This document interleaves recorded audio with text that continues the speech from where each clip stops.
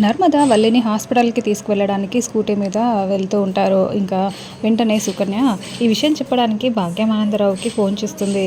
ఏంటి ఈ టైంలో ఫోన్ చేశావు అని భాగ్యం అడుగుతూ ఉంటే అది అది అని సుకన్య నసుగుతూ ఉంటుంది.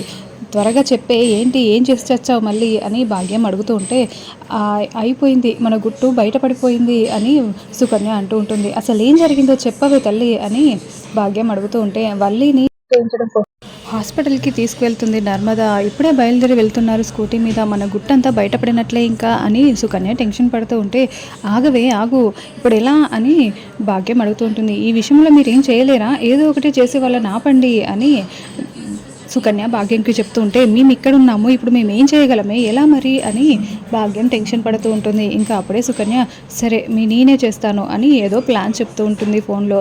అలాగేనే వెంటనే నువ్వు చేసేయి అని భాగ్యం కూడా చెప్పడంతో ఇంకా అలా ఫోన్ కట్ చేసి సుకన్య బయటికి వెళ్తుంది. మరోవైపు అప్పుడే ధీరజ్ బయటికి వస్తాడు. బైక్ తీసుకొని వెళ్తూ ఉంటే రే ఆగరా ఆగరా దొంగ సచ్చినోడా అనుకుంటూ ప్రేమ బయటికి రోడ్డు మీదకి వస్తుంది.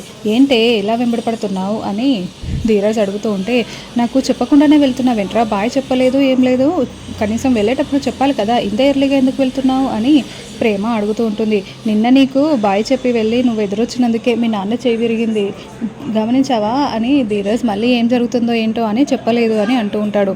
రే నిన్ను అని ప్రేమ మాట్లాడుతూ ఉంటుంది. ఇంకా అప్పుడే సేనాపతి విశ్వ ఇద్దరు బయటికి వచ్చి వీళ్ళని చూస్తూ ఉంటారు. అది గమనించిన ధీరజ్ ఒక్కసారిగా ప్రేమ నడుము గిలుతూ ఉంటాడు వాళ్ళని ఉడికించడం కోసం.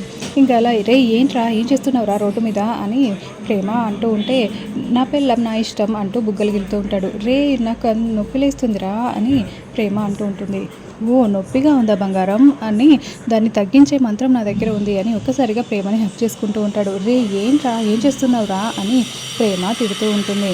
ఇంకా అది చూసిన సేనాపతి విశ్వ వాళ్ళు చాలా కోపంగా మండిపడుతూ ఉంటారు. అప్పుడే ప్రేమ అది గమనించి ఓ వాళ్ళని ఇబ్బంది పెట్టడానికారా, వాళ్ళని చూసి నువ్వు ఇంత ఎక్స్ట్రా చేస్తున్నావా అని అనుకుంటూ ఉంటుంది. రే ఏంట్రా మా నాన్న చూస్తున్నాడు, అసలు ఆయనకి చెయ్యి నొప్పిగా ఉంది, ఇదంతా అవసరమా, ఎందుకు ఇలా చేస్తున్నావు అని ప్రేమ అంటూ ఉంటే ఇంకా ధీరజ్ అలా చూస్తూ ఉంటాడు. అప్పుడే ప్రేమ సేనాపతి దగ్గరికి వెళ్ళి నాన్న ఇప్పుడు ఎలా ఉంది నాన్న నీ చెయ్యి అని అడుగుతూ ఉంటుంది. ఏంటే వాడేమో యాక్సిడెంట్ చేస్తాడు, నువ్వేమో నొప్పి తగ్గిందా అని అడుగుతున్నావా అని విశ్వ తిడుతూ ఉంటాడు. రే విశ్వ పదరా వెళ్దాం అని సేనాపతి విశ్వని తీసుకొని అక్కడి నుంచి వెళ్ళిపోతాడు. ఇంకా రే ఏంట్రా నువ్వు ఎందుకు ఇంతర్లీగా వెళ్తున్నావు అని ప్రేమ అడుగుతూ ఉంటే నువ్వు ఎస్ఐ అయ్యే వరకు నేను వదిలిపెట్టాను, ఇప్పుడు అక్కడికి వెళ్ళాల్సిందే అని ధీరజ్ అంటూ ఉంటాడు. రే వద్దురా నన్ను వదిలేరా బాబు, ఎస్ఐ ట్రైనింగ్కి వెళ్దాం అనుకున్న ప్రతిసారి, ఎగ్జామ్ రాద్దాం అనుకున్న ప్రతిసారి ఏదో ఒక నెగిటివ్ జరుగుతూనే ఉందిరా, వదిలేరా అని ప్రేమ మాట్లాడుతూ ఉంటుంది. మరోవైపు స్కూటీ మీద వల్లి వెళ్తూ దేవుడా ప్లీజ్ దేవుడా నన్ను కాపాడు, నేను మంచిదాన్ని, నాకు ఇలా చేయకు దేవుడా, ఇప్పుడు నేను కనుక ప్రెగ్నెంట్ కాదని తెలిస్తే ఇంకేమైనా ఉందా, ప్లీజ్ ప్లీజ్ కాపాడు, ఏ దేవుడు నన్ను రక్షించడానికి వస్తాడో అని అనుకుంటూ దండం పెట్టుకుంటూ ఉంటుంది స్కూటీ మీద కూర్చొని. అప్పుడే సుకన్య ఆ కాకి షర్ట్ వేసుకొని ఆటో డ్రైవర్ లాగా షర్ట్ వేసుకొని మాస్క్ మొహానికి ఖర్చు కట్టుకొని ఆటోలో బయలుదేరి వస్తూ ఉంటుంది. అలా ఒక టర్నింగ్ దగ్గర సడన్గా వీళ్ళ స్కూటీకి ఎదురు వచ్చి యాక్సిడెంట్ చేస్తుంది. అలా ప్రేమ నర్మదా వాళ్ళి ఇద్దరు కింద పడిపోతారు. ఇంకా వాళ్ళని మళ్ళీ హాస్పిటల్కి తీసుకొచ్చి ఉంటారు.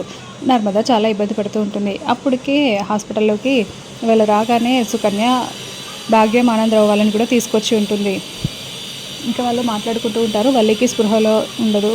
ఇంకా ఒక ఆవిడ వచ్చి డాక్టర్ లాగా యాక్ట్ చేస్తూ ఉంటుంది. ఆవిడ హాస్పిటల్లో పనిచేసే మెయిడ్, రూమ్స్ తుడిచే అమ్మాయి అన్నమాట.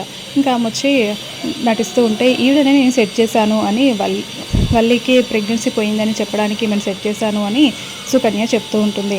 ఇంకా అప్పుడే వేదవతి ధీరజ్ ప్రేమ హాస్పిటల్కి వస్తారు.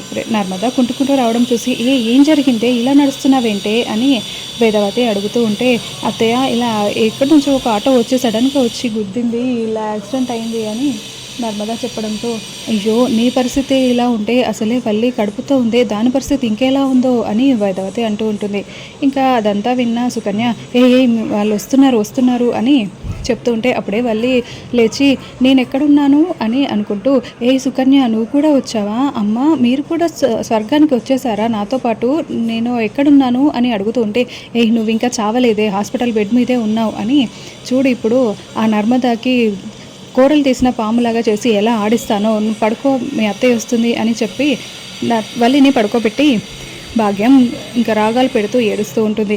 అయ్యో ఏంటి వదిన ఏం జరిగింది, ఎందుకు ఇలా ఏడుస్తున్నారు అని అడుగుతూ ఉంటే అది నా బిడ్డకి ఇంత అన్యాయం జరిగింది, నా బిడ్డ చీమకు కూడా అపకారం చేయదే అని భాగ్యం ఏడుస్తూ ఉంటుంది. అసలు ఏం జరిగిందో చెప్పండి అని వేదవతి అంటూ ఉంటే అది ఆవిడకి అని డాక్టర్ చెప్పబోతూ ఉంటుంది. అదేంటి ఇంకా అప్పుడే నేను చెప్తాను అని ఆనందరావు అంటూ ఉంటాడు. అదేంటి నాకున్న డైలాగ్ నన్ను చెప్పనివరా, మీరే చెప్తారా అని డాక్టర్ లాగా పవిత్ర జబర్దస్త్ పవిత్ర యాక్ట్ చేసి ఉంటుంది. కొంచెం అక్కడంతా కన్వర్జేషన్ కామెడీగా జరుగుతూ ఉంటుంది. ఇంకా తనకి కడుపు పోయింది అని డాక్టర్ చెప్పడంతో ఇంకా వేదవతి చాలా షాకింగ్గా చూస్తూ ఉంటుంది.